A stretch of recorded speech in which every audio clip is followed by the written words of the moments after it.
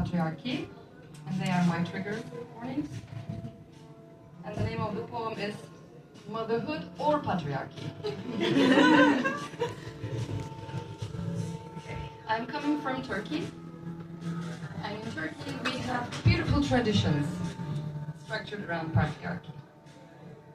And one of them is protecting your daughters as virgins until they get married. And once they get married, you prepare beautiful negligees and robes and package them properly so they can serve their husbands properly. And I had two of them. One in pink and another one in pink. I couldn't wear them for years. I couldn't.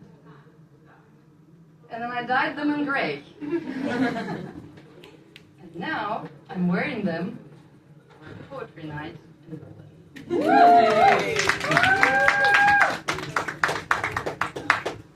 So, I'm welcoming you to my unwedding with patriarchy. Like every other woman on my family tree, I was raised by patriarchy. All these women were powerful, abundant, compassionate, and loving. And they were using the language of self-oppression professionally. They were doing it on behalf of patriarchy, sometimes even better than the system itself, because they were the ones knowing how to write themselves properly. But I want to do things differently. Differently from my mother. Different from what's been done to me. I carry her love and compassion like side effects of patriarchy. Trying to unlearn from my childhood and those twisted patterns engraved on my body. Unlearning that love is a form of suffering for validation and compassion is a form of oppression. That's not how I want to present womanhood to my daughter. I want to be a diverse source for her. A mother, a sister, a healer, a trailblazer, a fellow dreamer. A dreamer for every other new woman to walk the earth, more free in their skin.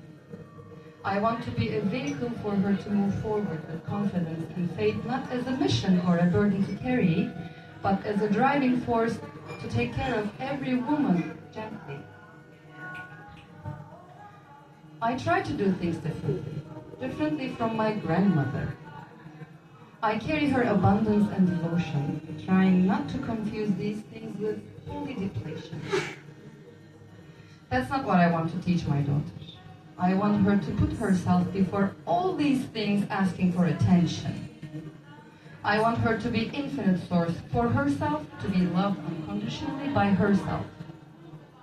I want to be an example by loving myself unconditionally and loving herself unconditionally, even when she doesn't turn out to be the best version of herself. I want her to know by every cell of her body that containing the power of owning that what she holds, knowing what she already has, all she needs to feel enough. To feel brave enough to be vulnerable enough. To inspire, to transform herself and her bubble eventually. Seeing herself as the driving force in her own body. I cannot stop looking for ways to do things differently.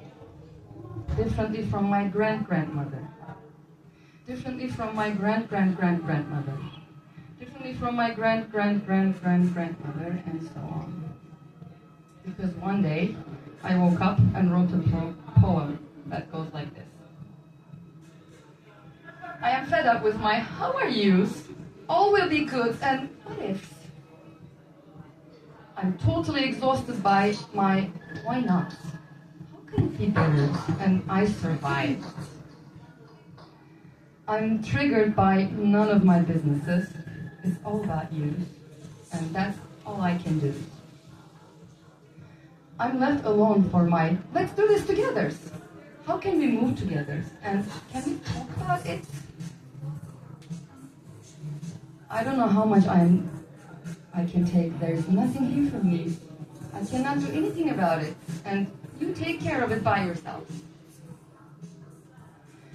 I am being slowly killed by, I am only thinking. What can I fix about myself? And is it really about me? I'm frustrated by my, I will never do this again. My unexpected realizations and never-ending self-doubts. I'm tired of my understandings, acknowledgements, and analysis. I'm there. I'm done. I'm here.